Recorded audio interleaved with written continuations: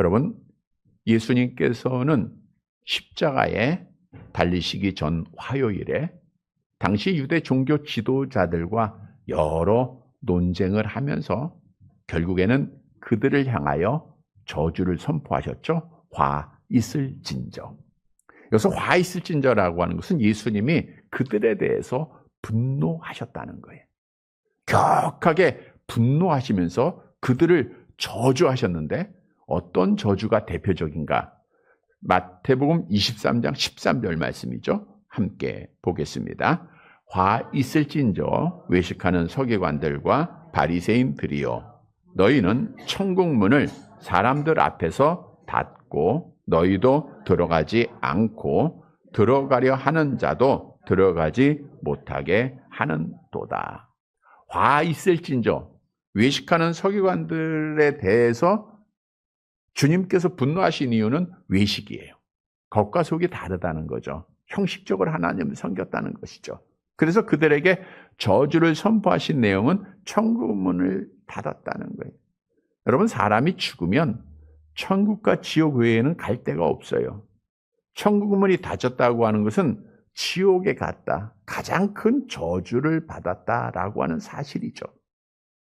얼마나 하나님을 잘 섬겼던 자들입니까?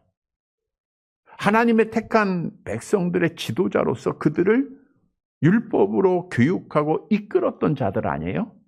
당연히 천국 가야 함에도 불구하고 하나님께서 지옥을 선포하셨다? 이거는 그들이 하나님 앞에 완전하게 버림을 받았다라고 하는 것을 말하고 있어요. 오늘 본문의 말씀도 계속해서 종교 지도자들을 향한 네 번째 저주의 말씀입니다. 본문 23절의 말씀을 함께 보겠습니다. 같이 봅니다. 화 있을진저 외식하는 서기관들과 바리새인들이요, 너희가 박하와 회양과 근체의 11조는 들이되 율법에 더 중한 바 정의와 긍휼과 믿음은 버렸도다.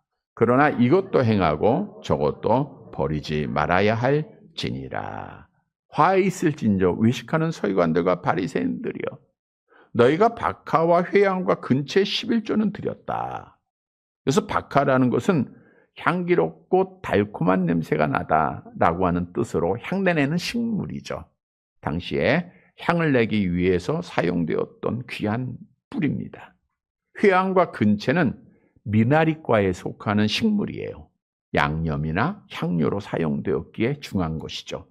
그런데 박하와 회양과 근체 11조는 드리도록 종교 지도자들이 일반 백성들에게 가르친 거예요.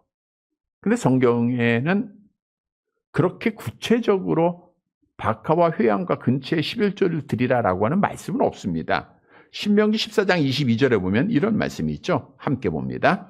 너희는 마땅히 매년 토지 소산의 11조를 드릴 것이며, 이 당시엔 농경 문화니까 토지의 소산, 너희의 수입의 11조는 드려라 라고 크게 말씀하고 있었는데, 당시 종교 지도자들은 아주 사소한 것까지 구체적으로 만들어서 너희는 이것도 11조를 드려야 된다라고 가르친 거예요. 예를 들면 수입의 11조는 당연하게 드리는 것인데, 그 외에도 지금으로 말하면 우리가 산에 가서 도토리를 줍고 쑥을 캐고 밤을 줍는 거, 거기에 대한 11조도 드려야 된다, 그 뜻이에요. 그러니까 정기적으로 받은 월급 말고 부수입으로 생겼던 보너스라든가 용돈이라든가 여기에 대해 11조를 드리라는 거죠. 또 세뱃돈 받은 거 11조 드리라, 이렇게 종교 지도자들이 가르친 거예요. 이걸 우리가 드려야 되는가 말아야 되는가 아마 고민할 때가 많을 겁니다.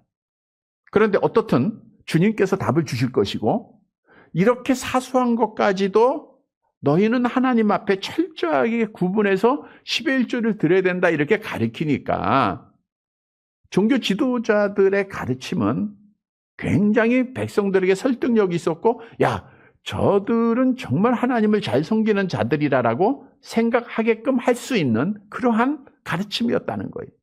그런데 따라서 백성들은 종교 지도자를 존경했죠. 야, 저렇게까지 해야 되는 거구나.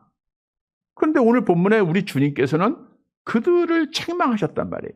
오늘 본문에 보면 너희는 율법에 더 중한 바 정의와 긍휼과 믿음을 버렸도다. 예수님 앞에 저주받은 이유입니다. 더 중요하다는 것은 비교급이에요. 더 중요한 부분이다라고 하는 말인데, 다시 말하면 박하와 회향과 근체 11조를 드린 것도 어느 정도 중요한 것이다라고 주님이 인정을 했어요. 근데 더 중요한 것, 정의와 긍휼과 믿음을 버렸다는 거예요. 버렸다는 것은 그들이 행하지 않았다는 거예요. 종교 지도자들이 아주 구체적으로 잘 가르치기는 하지만 정의도 행하지 않았고 긍휼도 행하지 않았고 믿음도 없었다. 그래서 하나님 앞에 저주 받았다는 거예요. 따라서 오늘 본문에서 주님은 마지막에 이런 말씀하죠. 그러나 이것도 행하고 저것도 버리지 말아야 할지니라. 할지니라라는 것은 반드시 해야 된다, 당연히 해야 된다, 미완료형인데 마지막까지 우리가 죽을 때까지 계속해서 해야 한다라는 거예요. 그러니까 오늘 본문에 답은 나와 있죠. 박하와 회향과 근체 11조 드리라는 거예요? 드리지 말라는 거예요? 드려야 된다는 거예요. 우리가 과외 수입에 대한 11조도 반드시 하나님, 이건 반드시 해야 할 일이다라는 거예요. 그러나 더 중요한 것은 우리가 반드시 해야 된다. 먼저 해야 된다라는 걸 말하고 있어요. 그래서 예수님께서는 이렇게 더 중요한 것을 행하지 않는 종교 지도자들에게 이런 비유를 하셨죠. 본문 24절입니다. 같이 봅니다. 맹인된 인도자여 하루살이는 걸러내고 낙타는 삼키는 도다. 하루살이 우리 잘 알고 있는 거죠.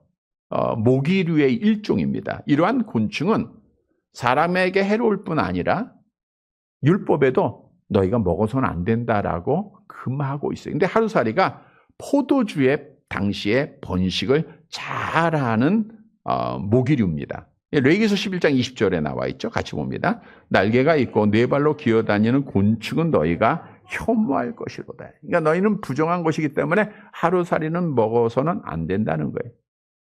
그러니까 그들이 종교 지도자들이 여기서 걸러내다는 것은 여과기로 걸러냈다 이 뜻인데, 포도주를 먹으려고 할 때 하루살이가 있으니까 그걸 여과기를 통해서 철저하게 걸러내는 거예요.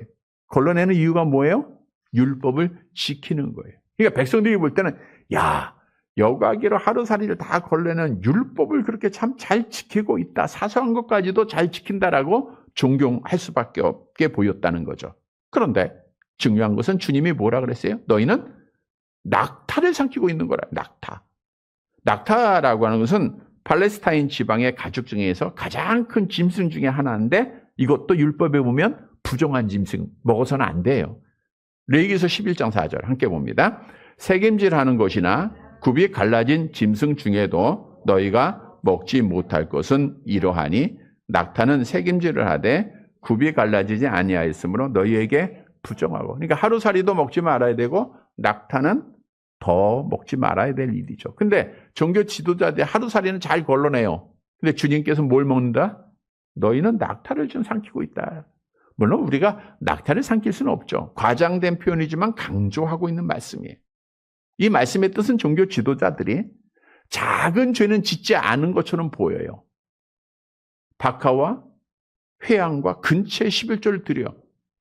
작은 거 잘 지켜. 근데 큰 것, 버리지 말아야 할 정의와 긍휼과 믿음은 버린 거예요. 그거는 바로 하나님 앞에 낙타를 먹는 것과 같은 것이다라는 거예요. 다시 말하면 더 중요한 것을 하지 않았다. 그것은 하나님 앞에 더 큰 죄다라고 하는 것을 말씀하고 있는 거예요. 예를 들어 보면 이런 비유가 합당하겠죠. 우리가 주의 자녀들은 하나님의 말씀에 따라 주일을 잘 성수해야 합니다. 주일은 날짜는 토요일에서 주일로 변경됐지만 그 개념은 같아요. 그대로 지켜야 돼요.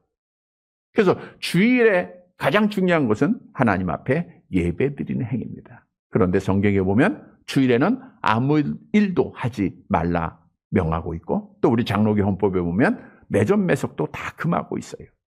그래서 주일을 성수한다고 하는 것은 우리가 주일에 식당 하는 사람 식당 문 열지 않는 거, 주일은 쉽니다. 이렇게 보면 저 사람은 크리스찬이구나. 우리가 알 수 있죠. 또 우리가 주일에 뭐 물건 살고 파는 거 이런 거 우리가 하지 않아야 돼요. 하지 않아야 할 것이 참 많습니다. 그런데 이건 잘 지키면서 가장 중요한 것이 예배 드리는 건데 예배는 빠진다. 이건 더 중요한 것을 하지 않는 거예요. 이런 자들이 하루살이는 걸러내고 낙타를 먹는 죄와 같다는 거예요. 근체와 박하와 회양의 11조는 드리는데 하나님께서 더 중요한 것, 정의와 긍휼과 믿음을 버린 자들이다라고 책망하신 거예요. 그래서 오늘 본문의 말씀은 우리가 더 중요한 것을 잊지 말아야 된다는 거예요. 우리 예수님께서도 안식일에 구덩이에 빠진 자를 건져주지 않았습니까? 또 병자들을 고쳐주지 않았습니까? 그러니까 이 겉모습만 보고 당시 종교 지도자들이 엄청난 비난, 안식일에 하지 못한 일을 한다. 안식일에 아무 일도 하지 말아야지. 왜 이런 일을 해? 라고 할 때 주님이 이런 말씀을 하셨어요. 마가복음 3장 4절 함께 봅니다. 그들에게 이르되 안식일에 선을 행하는 것과 악을 행하는 것, 생명을 구하는 것과 죽이는 것, 어느 것이 옳으냐. 더 중요한 것은 생명을 구하는 것이라는 거예요. 더 중요한 것. 그래서 우리는 더 중요한 것은 뭐냐? 반드시 해야 되고 먼저 해야 된다. 언제까지? 마지막까지. 오늘 본문의 말씀은 더 중요한 것 세 가지를 우리에게 교훈해 주고 있습니다. 따라서 오늘 말씀을 통해서 우리는 마지막 우리가 하나님 앞에 부름받는 날까지 더 중요한 이 세 가지를 꼭 행하여 하나님께 영광을 돌리고 하나님으로부터 복을 받는 살아가는 자들이 되시기를 간절히 바랍니다. 첫째 대지로 더 중요한 것은 정의를 행하는 거예요. 정의. 여러분 정의라고 하는 것은 말 그대로 불의의 반대입니다. 올바르게 생활해야 되고 올바른 마음을 가져야 되고 올바른 법을 지키라는 거예요. 그러니까 법을 잘 지켜가면서 다른 사람에게 해를 끼치지 않는 공정하게 하는 것을 말하고 있습니다. 당시의 종교 지도자들은 정의를 말합니다. 공정을 가르칩니다.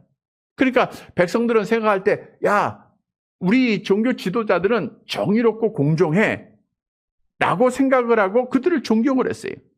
근데 주님께서는 와 있을진저 이 말은 뭐예요? 너희는 정의롭지 못했다, 불의한 자다, 부정을 행한 자다 라고 말씀하고 있는 거예요. 실제 이들은 정말 부정한 자였습니다. 우리가 앞의 내용에서도 잘 알고 있듯 이스라엘 백성들은 이제 절기가 되면 예루살렘에 와야 되고 또 예루살렘 성전에 하나님 앞에 드려야 돼. 성전세를 내야 돼. 근데 당시에는 로마의 화폐를 사용했기에 성전에 돈을 내기 위해서는 성전세를 내기 위해서는 성전 화폐로 바꿔야 돼. 근데 종교 지도자들이 엄청난 폭리를 취한 거예요. 부정을 행하는 거죠. 불의를 행한 겁니다. 하나님 앞에 드려야 될 재물들을 한 번 팔고 또 뒤로 해서 또 팔고 계속해서 파는 거예요. 얼마나 부정한 모습으로 그들이 자기의 부를 축적했습니까? 우리 주님은 그걸 다 아시잖아요. 그러니까 너희는 정의를 행하지 않았다는 거예요. 불의한 자여 부정한 자들이라. 그래서 하나님 앞에 심판을 받은 거예요. 여러분 무엇을 우리에게 교훈해 주고 있습니까? 오늘 하나님의 자녀들은 무엇보다도 정의롭게 공의롭게 살아야 된다는 거예요. 다시 말하면 우리가 정의를 행하고 우리가 법을 잘 지키고 다른 사람의 해를 끼치지 않고 공정하게 행할 때 하나님께서 영광을 받으시고 이 사회의 어둠이 조금이라도 물러갈 수 있다라고 하는 것을 말씀해 주고 있는 거예요. 여러분, 이 세상은 사람마다 공정과 정의를 말합니다. 특히 이제 나라의 지도자가 되면 항상 연설문에 취임을 하면서 정의를 행하고 공정을 행하고 이건 뭐 다 들어가 있는 거예요. 그러나 실상은 그렇지 않죠. 사람의 눈에 보이고 느끼는 것은 부정과 불의가 더 많다는 거예요. 권력 있는 자들이 대출로 자기들 부동산을 다 취득하고 일반 백성들에게는 대출을 규제하고 구입하지 못하게 한다. 이러한 것을 보면 부정한 방법을 보면 백성들이 분노를 하는 거예요. 시험지를 빼돌려 가지고 시험을 잘 봤어요. 많은 점수를 받으면 학생들이 분노하잖아요. 공정하지 못한 방법으로 자녀를 취직시켰다? 취업 준비생들이 분노하는 거예요. 가짜 증명서들을 여러 개 만들어 가지고 자녀를 대학에 진학시켰다? 입시생들이 분노하는 거예요.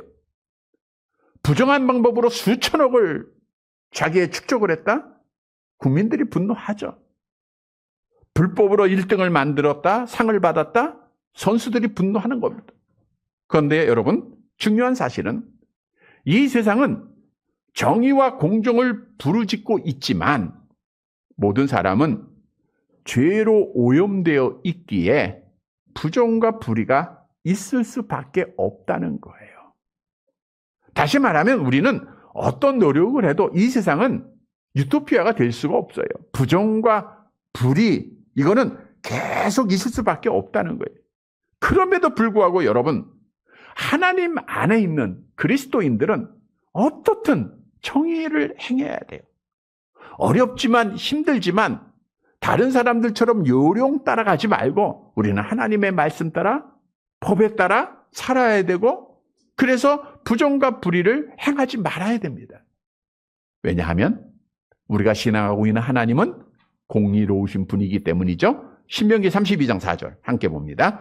그는 반석이시니 그가 하신 일이 완전하고 그의 모든 길이 정의롭고 진실하고 거짓이 없으신 하나님이시니 공의로우시고 바르시도다.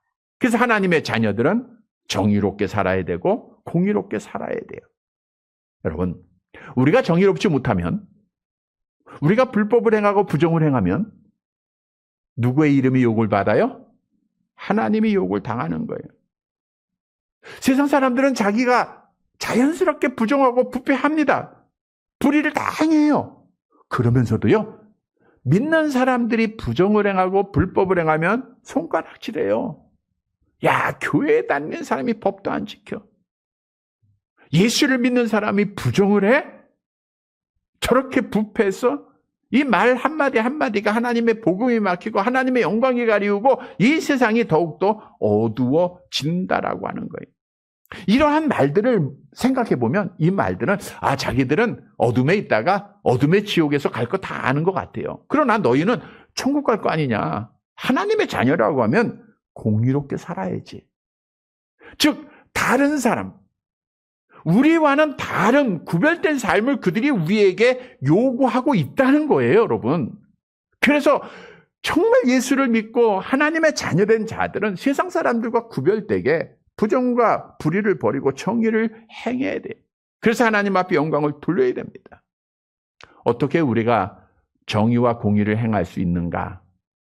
정의를 행하지 않고 법을 지키지 않을 때, 불의를 행할 때 행하지 않기 위해서는 법이 제대로 집행이 되면 됩니다. 법을 강하게 집행하면 돼요. 예를 들어 보면 민노총이 데모를 잘하는데 이들이 데모할 때는 공권력을 무시해요. 경찰도 패기도 하고 불법을 행하고.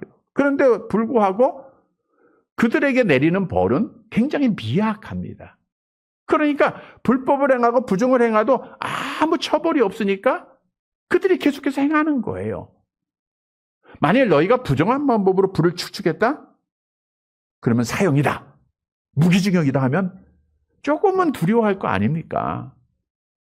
운전하는 분이 과속할 때 지금 10만 원인가요? 아마 과속해서 걸리면? 근데 이 벌금을 한 1,000만 원쯤 한다 하면 무서워서 안 할 거 아니에요. 우리가 운전하는 분들이 항상 저는 생각하는 게 방향 지시등을 잘 켰으면 좋겠어요. 그래야 뒤에서 운전하는 분들이 이 차가 왼쪽으로 가겠다, 직진하겠다, 오른쪽 이걸 알아야 되잖아요. 그러니까 순식간에 자기가 그냥 마음대로 하고 그렇게 되면 모를 거 아니에요. 그래서 이게 방향 지시등 안 켜면 한 1,000만 원쯤 벌금을 매긴다. 그럼 다 킬 거 아닙니까?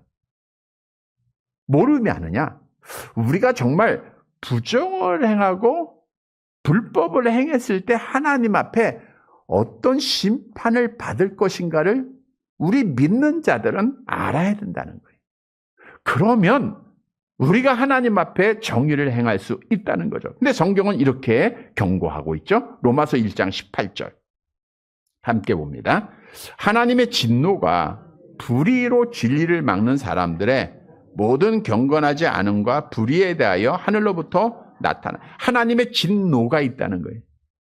오늘 종교 지도자들에게 분노하신 것처럼 화 있을진 줄 알고 진노하시는데 누구에게? 불의를 행하는 자에게, 부정행하는 자에게 하신다는 거예요. 잠언서 11장 19절도 같은 적 함께 봅니다. 공의를 굳게 지키는 자는 생명에 이르고 악을 따른 자는 사망에 이르. 부정과 불법을 행한 자들에게 하나님께서는 이러한 말을 선포합니다. 사망에 이른다는 거예요. 여러분, 무서운 벌입니다. 믿지 않는 자는 몰라요. 그러니까 행해요. 우리는 알아야죠. 하나님 앞에 분노를 당하고 심판받게 된다는 거예요. 지옥 가게 된다는 거예요. 그러니까 하나님의 자녀는 하나님의 그 벌을 무서워하면서 알고 있다고 하면 우리가 정의롭게 행해야 합니다. 이사야 56장 1절 함께 봅니다. 여호와께서 이와 같이 말씀하시기를 너희는 정의를 지키며 의를 행하라. 이는 나의 구원이 가까이 왔고 나의 공의가 나타날 것임이라 하셨도다. 그래서 우리가 요령 피지 말고, 믿지 않는 사람들이 다 불법으로 그 길을 간다 할지라도 우리는 정도를 가는, 아주 사소한 일일지라도 사람들 앞에 무시당하고 멸시당한다 할지라도 우리는 그 길을 가야 해요. 왜냐하면 정의롭게 사는 자에게 하나님께서 이렇게 약속하고 있죠. 시편 37편 28절 함께 봅니다. 여호와께서 정의를 사랑하시고 그의 성도를 버리지 아니하심이라. 그들은 영원히 보호하심을 받으나 악인의 자손은 끊어져. 여호와께서 누구를 사랑하세요? 정의롭게 행하는 자를 사랑하세요. 버리지 않습니다. 영원히 보호한다. 하나님 앞에 영원한 복을 받는다 아닙니까? 성도 여러분, 우리는 세상이 어둡고 세상이 부정을 행하고 불법을 행한다 할지라도 우리 믿는 자들은 바른 길을 가야 됩니다. 정의를 버리지 말아야 됩니다. 이게 더 중요한 거예요. 이 사실을 깨닫고 정의를 행해서 영원히 하나님 앞에 버림받지 않는 사랑하는 성도들이 되시기를 간절히 바랍니다. 두 번째 더 중요한 것은 긍휼을 실천하는 거예요. 긍휼이란 불쌍히 여기는 것, 가엾게 여기는 것, 돌보아주는 것, 사랑을 말하고 있죠. 그러니까 상대방의 처지를 이해하는 것으로 그치지 않고 슬퍼하는 것으로 그치지 않고 그들에게 실제적으로 도움을 주는 겁니다. 당시의 종교 지도자들은 하나님의 율법을 백성들에게 잘 가르쳤어요. 신명기 24장 17절 함께 봅니다. 너는 객이나 고아의 송사를 억울하게 하지 말며 과부의 옷을 전당 잡지 말라. 그러니까 종교 지도자들은 또 우리가 복음서에 보면 그들이 구제할 때도 어떻게 해요? 광고하고 하잖아요. 야, 내가 이런 구제하고 있다. 그러니까 일반 백성은 야, 저 사람들은 정말 긍휼을 잘 행하는 자들이다 라고 생각하고 존경을 했어요. 그런데 성경의 예수님이 그런 비유를 하셨죠.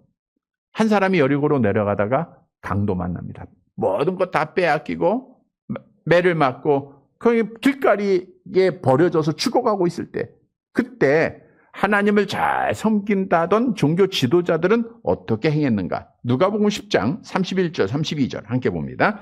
마침 한 제사장이 그 길로 내려가다가 그를 보고 피하여 지나가고 또 이와 같이 한 레위인도 그곳에 이르러 그를 보고 피하여 지나가.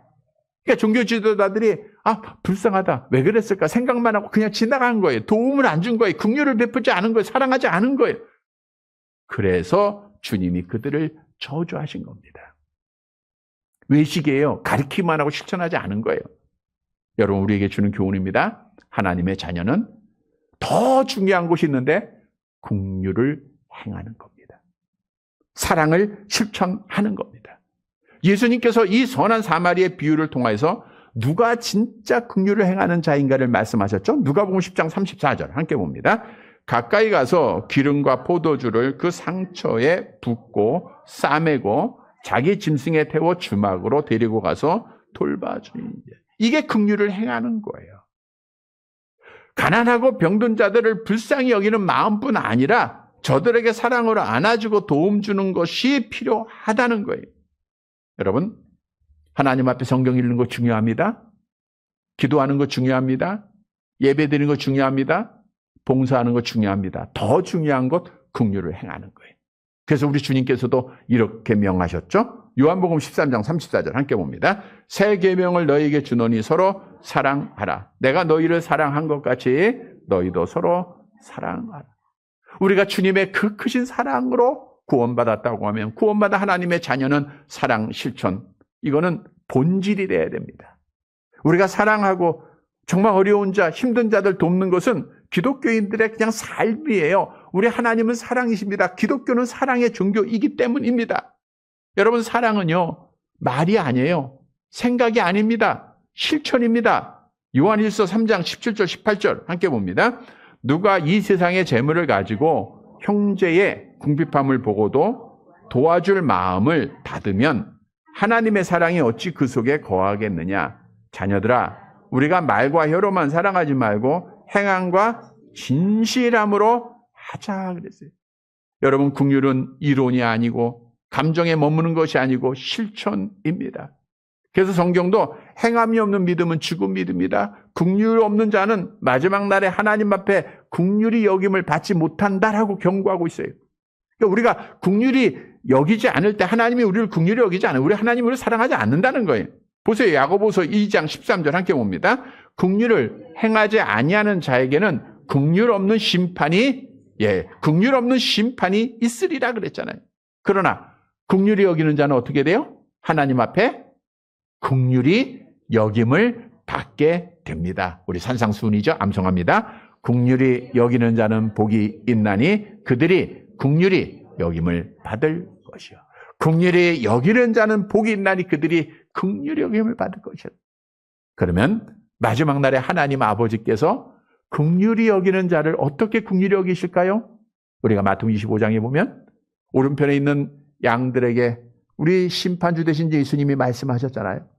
너희가 내가 배고플 때 먹을 것을 주었고 목마를 때 마시게 하였고 옥에 갇혔을 때 와서 보았고 병들었을 때 너희가 와서 나를 돌봤다. 입지 못할 때 너희가 나를 입혔다. 이렇게 긍휼히 여기는 자를 우리 주님이 다 아시고 그래서 너희를 위하여 예비된 영원한 하나님의 나라를 상속받게 될 것을 약속하지 않았습니까? 긍휼히 여기는 자를 이렇게 긍휼히 여겨주세요. 베드로전서 1장 3절 4절 함께 봅니다. 우리 주 예수 그리스도의 아버지 하나님을 찬송하리로다.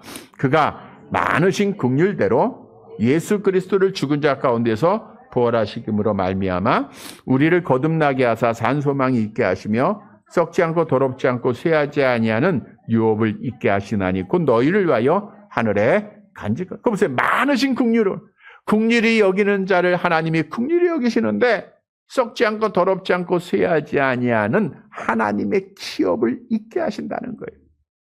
성도 여러분, 긍휼을 행해야 되겠죠? 행해야 긍휼히 여김 받죠? 말씀을 꼭 교훈하고 이게 중요한 겁니다. 우리가 하나님 앞에 당연히 예배 잘 드려야 됩니다. 당연히 기도하고 당연히 말씀 더 중요한 것, 긍휼히 여기는 것.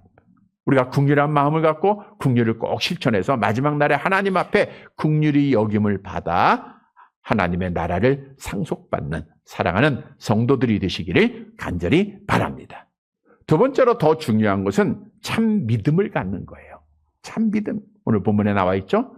정의와 긍휼과 믿음을 너희가 버렸다 그랬어요. 그런데 보세요, 여러분. 바리새인과 서기관들, 당시 종교 지도자들은 어떻게 신앙생활을 했을까요? 누가복음 18장 11절 12절 함께 봅니다. 바리새인은 서서 따로 기도하여 이르되 하나님이여 나는 다른 사람들 곧 토색, 불의, 간음을 하는 자들과 같지 아니하고 이 세리와도 같지 아니함을 감사하나이다. 나는 일에 2번씩 금식하고 또 소득에 11조를 드리나이다. 여러분, 당시의 바리새인들 예배 빠졌어요? 안 빠졌어요? 안 빠졌어요. 예배 잘 드립니다. 일주일에 2번씩 금식해서 여러분들 2번씩 금식하는 분 계세요? 배 아파서 못 먹는 거 말고 정말 하나님 앞에 기도하면서 금식하는 분 못하잖아요. 소득의 11조 철저하게 드렸어요. 그러니까 믿음 생활을 겉으로 보면 잘하는 거예요? 못하는 거예요? 잘했잖아요. 근데 예수님께서는 그들을 보고 뭐라 그래요? 독사의 자식들아. 화 있을진저. 왜요? 겉과 속이 달라요. 그들이 믿음으로 예배드린 게 아닙니다. 여러분, 하나님이 아벨의 예배를 받으시고 가인의 예배를 받지 않으신 것은 믿음으로 가인이 예배를 드리지 않았기 때문이라고 성경은 말하고 있어요. 믿음으로 예배를 안 드렸어요. 저들이 구제한 거 다 가짜란 거예요. 사람 앞에 보이려고 자랑하려고 한 겁니다. 금식하는 거 사람 앞에 보이려고 인정받으려고 한 거예요. 하나님 앞에 한 게 아니더라고요. 그래서 너희가 믿음을 버렸다. 우리 주님이 그들을 저주하시고 심판한 거예요. 다시 말하면 그들의 믿음은 가짜 믿음이라는 거예요. 그래서 오늘 본문이 우리에게 주는 교훈은 우리는 참 믿음을 가져야 된다는 거예요. 참 믿음을 우리는 먼저 가져야 돼요. 참 믿음이 있어야 된다는 거예요. 반드시 가져야 된다는 거예요. 여러분, 참 믿음이 어떤 믿음인가? 귀신들이 하나님을 믿었다라는 성경 말씀 있죠? 야고보 2장 19절 함께 봅니다. 내가 하나님은 한 분이신 줄 믿느냐? 잘 알았도다. 귀신들도 믿고 귀신들도 하나님은 한 분인 줄 알아요. 예수님이 그리스도인 줄 알아요. 메시아인 줄 압니다. 근데 그는 무슨 믿음이에요? 머리로 갖는 믿음이에요. 이건 가짜예요. 아나니와 삽비라 부부 이야기를 보면 이들이 은혜를 받습니다. 성령 충만해요. 맛을 본 거죠. 그리고 나서 하나님 앞에 헌신까지 해요. 근데 이들은 느끼기만 했지 결국은 참 믿음이 아니었기 때문에 죽음을 당했어요.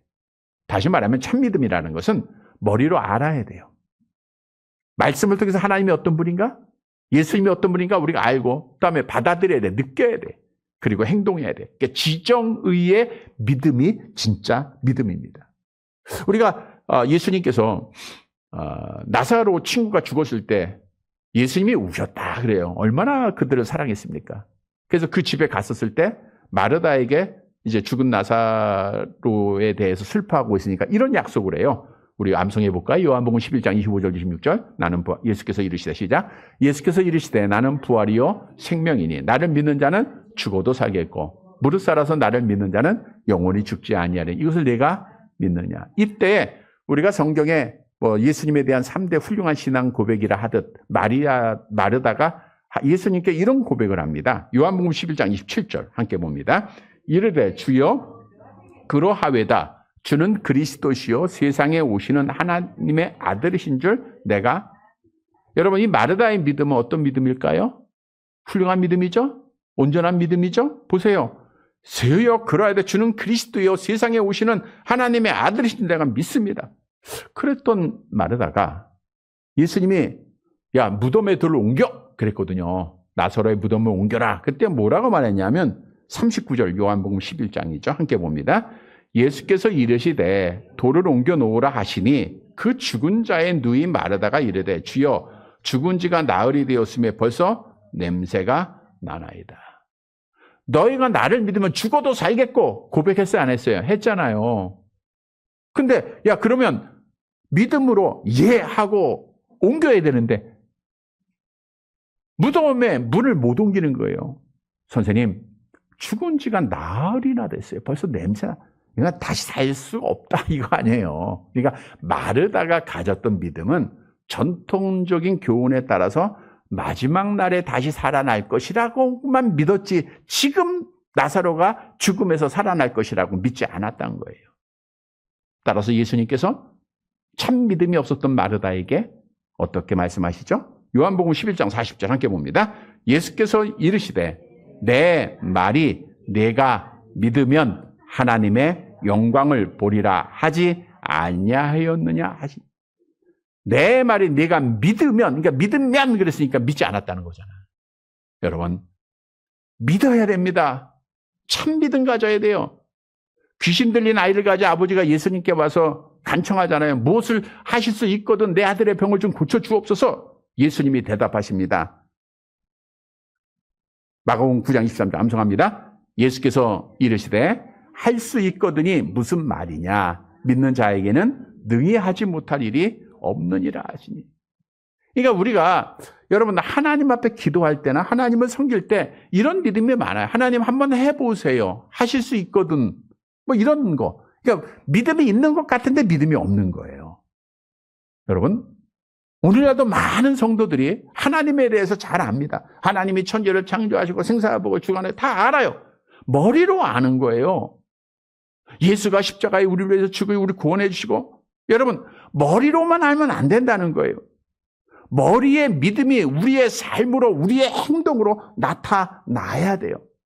그래서 야고보서 2장 17절에 함께 봅니다. 이와 같이 행함이 없는 믿음은 그 자체가 죽은 것이라 했어요. 하나님 앞에 예배하는데 하나님 앞에 하나님의 살아계심, 하나님의 섭리, 이걸 온전히 우리가 받아들이지 못하고 신앙하지 못하면 가짜라는 거죠. 그래서 참 믿음을 가진 자는 하나님의 섭리를 믿어요. 여러분, 우리의 걸음을 다 인도하시면 누구예요? 하나님이십니다.